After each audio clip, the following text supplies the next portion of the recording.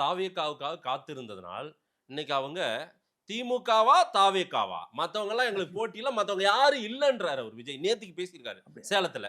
அதிமுக அதுக்கு முன்னாடி விமர்சனம் பண்ணாரா? அதிமுக விமர்சனம் பண்றாருல இப்போ. ஆமா நீங்க சொல்றது. அப்ப தாவேகா எதிர்பார்த்து இருந்துச்சோ அதிமுக கிட்ட போயிடலான்னு. அப்படியா? நீங்க தான் சொல்லணும். எனக்கு தெரியல. தாவேகா அதிமுக விமர்சனம் பண்ணல. நம்ம தான் பிள்ளையார் சொல்லி போட்டாச்சு என்பது. நான் என்ன பிரம்மாண்ட கட்சி வரப்போகுதுன்னு இப்ப நான் சொன்னது. புதிய கட்சி வரப்போகுது. நீங்க ஒவ்வொருத்தரையும் என்ன சொல்லுவீங்க? ஏடிஎம்கே விமர்சிக்கல.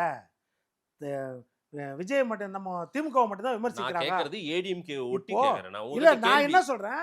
இது எல்லாருக்கும் தெரியும் சார். என்னன்னா அதாவது திமுக எதிர்ப்பு ஓட்டுகள் ஒன்னா சேரணும். இது எல்லா பக்கமும் தெரியும். அதுக்காக விஜய்காக காத்திருந்தாரு. எதிர வந்து பெரிய கட்சி அதிமுக. அதிமுகவால தான் வீழ்த்த முடியும்னு இந்த நாட்டை ஆளுகிற பிஜேபிக்கு 2024க்கு அப்புறம் உணர்ந்துதான் அவங்களும் அதிமுக கூட்டணி. அதிமுக பிரம்மாண்ட கட்சி. அடுத்து சொல்றீங்க. நான் சொல்றேன் அதிமுக பிரம்மாண்ட கட்சி. அதை விட பிரம்மாண்ட கட்சி ஒண்ணு வரப்போகுதுன்னு ஏதோ சொன்ன மாதிரி இருந்தது. அதுதான் எந்த கட்சின்னு எனக்கு தெரியல. அதை நான் கேட்டேன், நீங்க சொல்லவே மாட்டேன்றீங்க.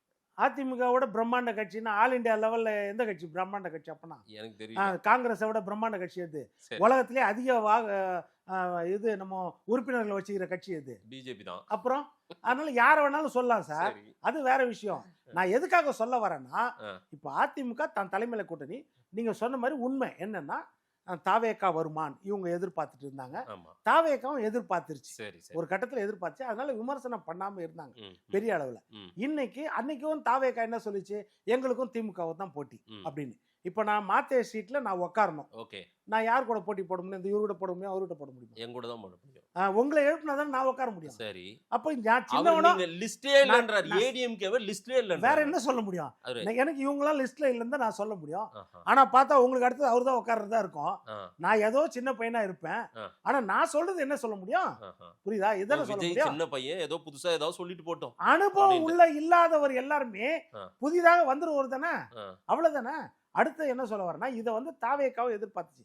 இப்போ என்னன்னா தாவேகாக்கு என்னன்னா அவங்களை சுற்றி இருக்கிற ஸ்ட்ராட்டஜிஸ்ட் அவங்கெல்லாம் என்ன சொல்லியிருப்பாங்கன்னா, தலைவரை கவலைப்படாதீங்க, நீங்க பனையூர்லேயே இருங்க, திமுக கூட்டணிலேருந்து சிலதை நான் கூட்டின்னு வந்துடுறோம், அதிமுக கூட யாரும் சேர மாட்டாங்க, சேர விருப்பப்படுறவங்களாம் நாங்க இங்க கூப்பிட்டு வந்துருவோம், நீங்க கவலையே படாதீங்க, நம்மளுக்கும் திமுகவும் தான் போட்டி. ரைட். இதை வந்து கடந்த காலங்களில் சொல்லிட்டு இருப்பாங்க. இன்னைக்கு நல்லா தெரிஞ்சு போச்சு, திமுக கூட்டணிலேருந்து ஒன்றும் வர மாதிரி தெரியல. அதிமுக கூட்டணியில் நம்ம யார் யாரை நினைச்சோமோ அவங்கெல்லாம் அங்கே போயாச்சு. சரி, இனிமேலும் நம்ம அதிமுக விமர்சிக்கவும் இருக்க முடியாது.